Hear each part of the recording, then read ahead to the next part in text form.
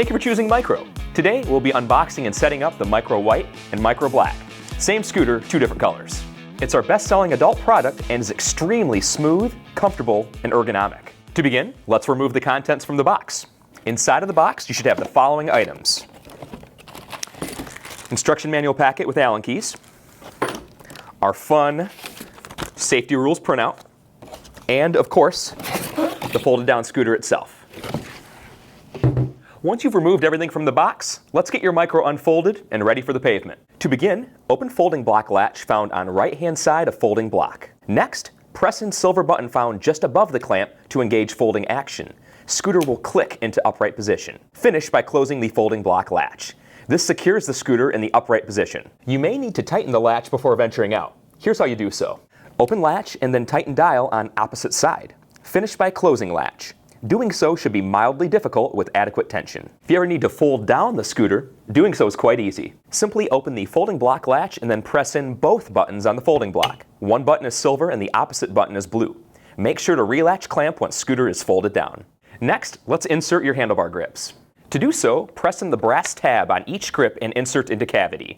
Make sure tab pops out into the hole on both sides.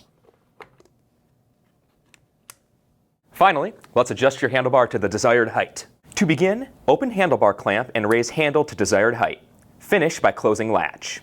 If you raise the handlebar up to the tallest setting, a black locking button pops out to secure the handle at this height. This means that you will need to press in the button anytime you wish to lower the handle from the tallest setting. Similar to the folding block, you may need to tighten the handlebar clamp on your scooter over time. To do so, open clamp and raise handle to desired height.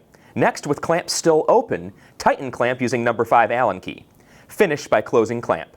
Doing so should be mildly difficult with adequate tension. Now that your scooter's set up, let's take a moment to familiarize ourselves with the two-way kickstand. As you can see, you can kick the stand either forward or backward once you are ready to hit the pavement. Now that your scooter is set up and ready to ride, please take a moment to register your purchase on our website. The serial number can be found here. Please visit www.microkickboard.com/warranty to register the product. You'll want to have your address, serial number, and order number handy when registering. If you purchased a Micro White or Black with the interlocking feature, here's how you use the lock. Important.